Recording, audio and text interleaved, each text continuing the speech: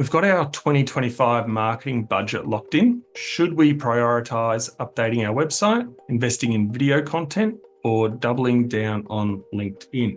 Now let's start with the website part of this question.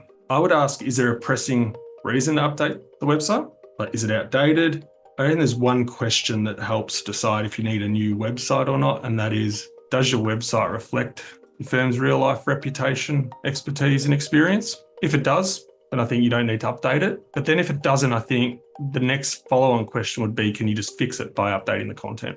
So if the answer to that's no, then you definitely should be focusing your budget on updating the website. It's still the kind of core piece for your firm's reputation online. I wanted to address the other two, but I first wanted to, which was the thought, like the video series or LinkedIn. But I thought I'd address the budget question, or the budget part of that question. And I was reflecting on, like, when I was a head of marketing at firms, about how they budget things. And most law firms will use what's called like a rolling budget. So instead of like planning out a whole year or 6 months, they'll just do it on a quarterly basis, and it'll just get updated as it goes, depending on how the firm's performing. So that'd be the first thing, would be like, don't think about the budget over a whole year. It's too big. I would be thinking about it in much shorter sort of timeframes. But then I was thinking about how much money should you allocate to a marketing budget? And there was a recent study by Macquarie Bank. So they do like a benchmarking study every year. What they found I thought was really interesting, but it was kind of intuitive to me, but it sort of seems counterintuitive when you kind of think about it sort of at face value. And it was that the highest performing firms spend less on marketing and BD than other firms. They actually spend less. You would think it'd be more. The more you spend, the better result you get. For context, a high-performing firm, for them, is defined by a firm that has a 30% or more net profit margin, and that's before partner drawings or salaries. So the highest-performing firms spend about 2% of their total revenue on BD and marketing, whereas the sort of other firms spend like 4% on average. That is a bit counterintuitive. And if you sort of dig deeper into the research and, based on experience, it's like, well, what are the high-performing firms spending their money on? Or what are they not spending their money on?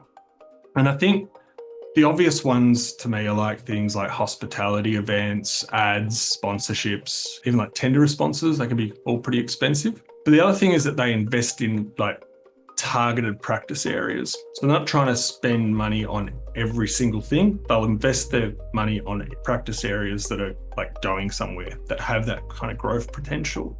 So to help like with setting that budget, just one way to think about it is, for every $1 million in revenue, you have about 20,000 to spend on marketing and BD. If you're a larger firm and you have an in-house marketing team, the salaries will typically, for the marketing team, will be part of just the salaries budget, not part of the marketing budget.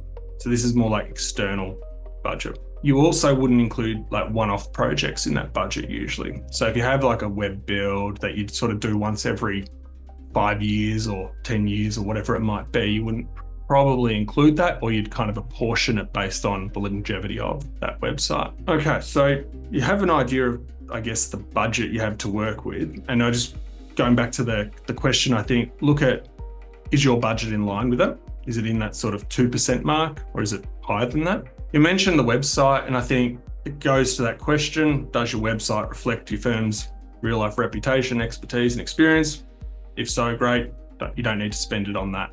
Before you go down the thought leadership type thing, so whether you're doing LinkedIn or video content or whatever it might be, you have to understand, do you have your positioning clear before investing in any sort of content or digital marketing? So at its most simplest form, I think of positioning as who you help, what problems you solve, and you might be sort of looking at how you solve them as a potential one. So for a firm of your size, that was an 80-person firm, you're probably going to be focusing content marketing and digital marketing at like the individual or practice group level, not like the whole firm. So if you're clear on your positioning, who you do, what you do, and who it's for, then I would say, as long as that's not so broad as like, I do commercial law for small or medium-sized businesses, then you're absolutely ready to go into content and digital marketing. That all assumes you've got your websites all sorted. That's the next step, is invest in content. I would say the thing about investing in LinkedIn is it has a really short lifespan. So you don't want to be spending lots and lots of money on social media posts. They may only last around a week. So if you're going to be spending money on, say, video content, you want to be making sure that gets repurposed across your website and so forth, not just on LinkedIn. I hope that answer helps.